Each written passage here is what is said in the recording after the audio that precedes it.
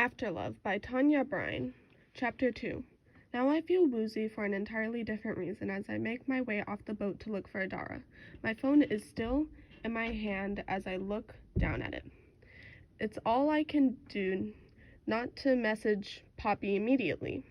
I don't know how I stopped myself because every thought in my head had been burned away and replaced with her. Every thought, every sound, the seagulls squeal her name, while the waves pull back and forth, whispering it in that careful hush tone, Adara. I use when we're in the library. Even my heart, which is throbbing so furiously I can hear it in my ears, seems to be saying it in the space between heartbeats. Poppy, beat, Poppy, beat, Poppy. When I find Adara on the dock, she grins and hugs me tightly. You okay? She asks when she steps back. Happy to be back on dry land? I should laugh, but I wonder if she saw me talking to Poppy, which is why she hasn't checked on me until now. I want to grab her by the shoulders and tell her everything. Let it all spill out of me in a crazed rush that makes my hands shake and the back of my neck burn. But I know what she'll say. She'll tell me to calm down, to be careful, that I don't even know this girl.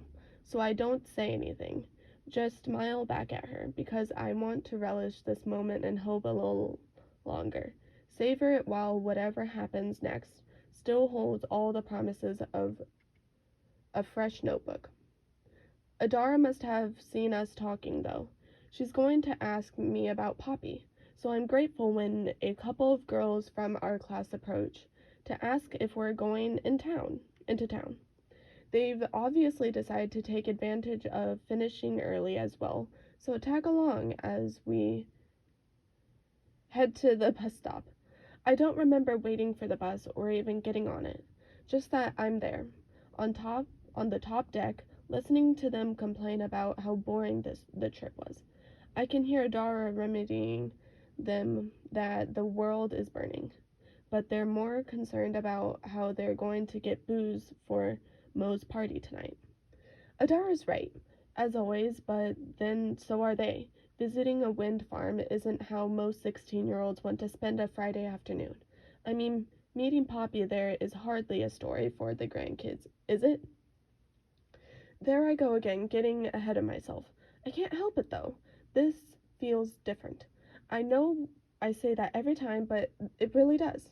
This could be something. We could be something. I unlock my phone and check that Poppy's number is still there and not something my brain conjured in an attempt to give myself a happy ending.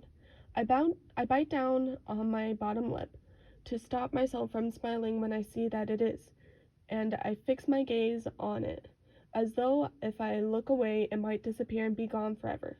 Though the thought makes me want to message her even more as I stare at it, so hard that the numbers melt together for one terrible moment.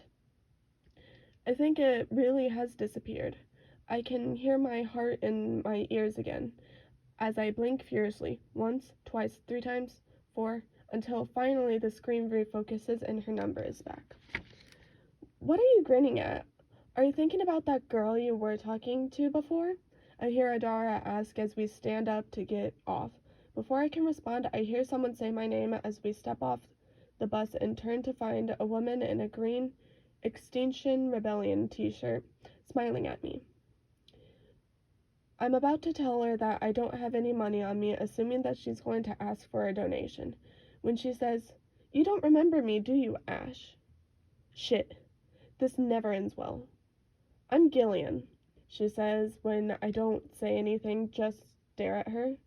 "I work with your mom in the emergency room." "Oh, hi," I say in a way I hope doesn't betray the fact that I don't remember her at all. "How's it going? How's school?" "Good. We went to Rampion Wind Farm this afternoon." "That's brilliant," she beams. "I'm so glad they're teaching you about stuff like that." "It's so important."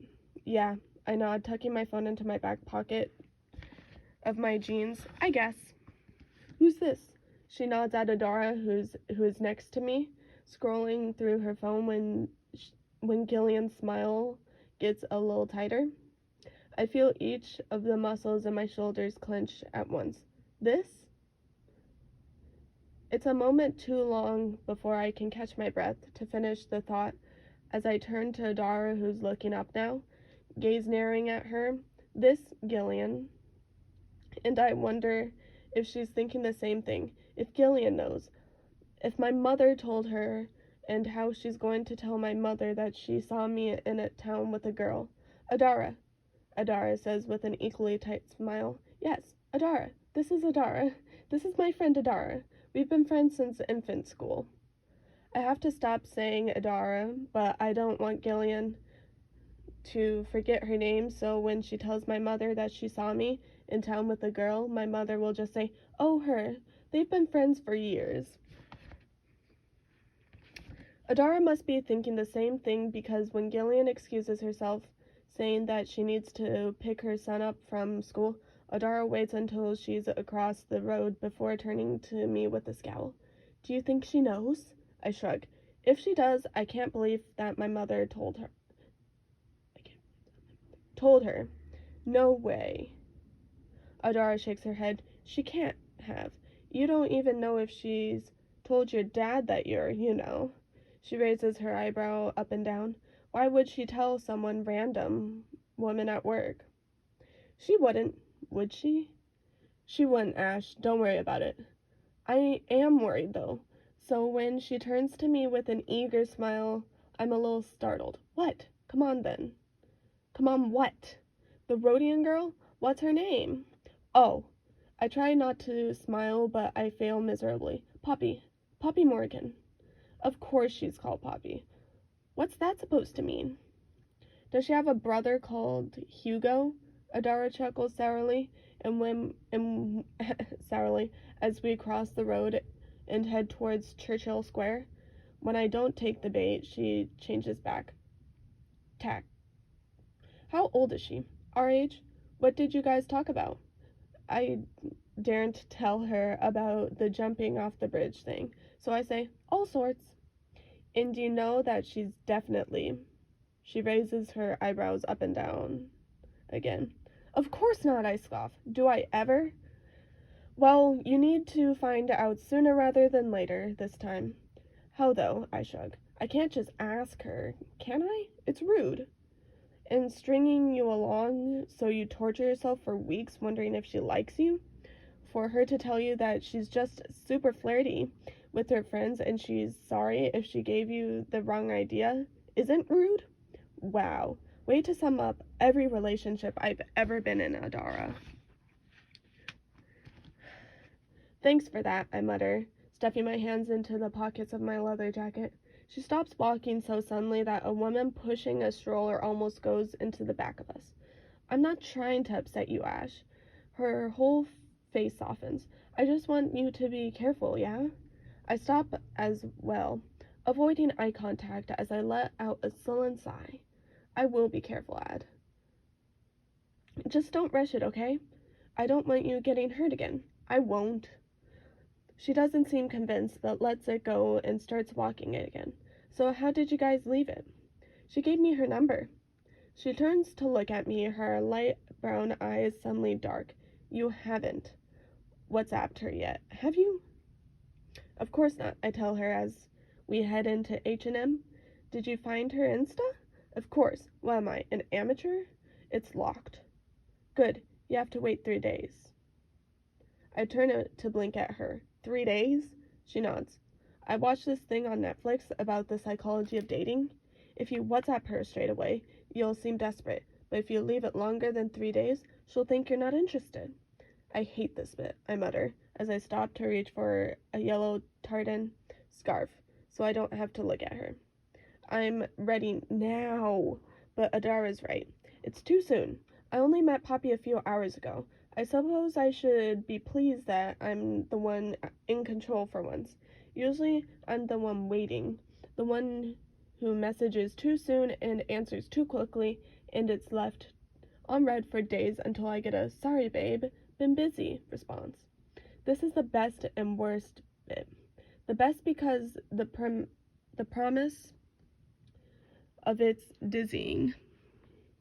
I've never actually been on a first date, which is tragic, I know. Most of the girls I've dated, if you can even call it dating, have been messy hookups at parties after too much vodka and not enough self-control that I've tried and failed to turn into something more. The thought of going on a date with Poppy, deciding what to wear and sharing a pizza, and wondering if she's going to kiss me makes me feel lightheaded. It shouldn't. I'm not 12 after all, but I just want to know what it's like just once. It's also the worst because I have to navigate my next move with the sort of care usually reserved for disarming a bomb. I haven't. I have to be cool but not cold, flirty but not creepy. Then if I don't manage to fuck if I don't manage to fuck up somehow and we go out, I have to worry if she's going to turn up, and if she does, she's going to come with some mates, assuming it's a group thing. And if she does turn up alone, I have to spend the entirety of the date wondering if this is a friend thing or more than friends thing. Even if she kisses me, I have to ask myself if it's because she likes me or if it's because she's had too much cider and wants to see what it's like to kiss a girl. It's exhausting. 3 days, Adara reminds me. 3 days.